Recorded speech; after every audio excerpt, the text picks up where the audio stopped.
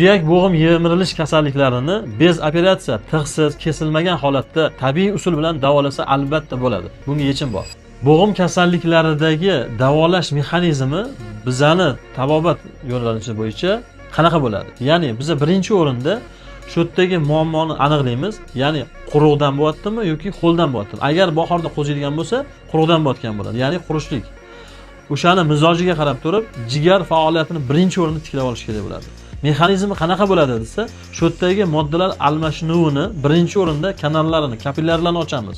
Unga maxsus o'tgohlar beriladi. Damlama usullari yoki har xil tashqaridan kompress yoki malham usullari bor.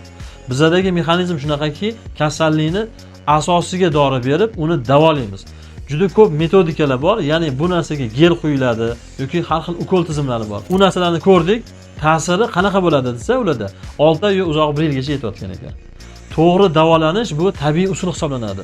Yana bitta muhim joyi kasallikni asosiga dori berishlik, bu haqiqiy davo chorasi hisoblanadi. O'zingizlarni ehtiyot qilinglar.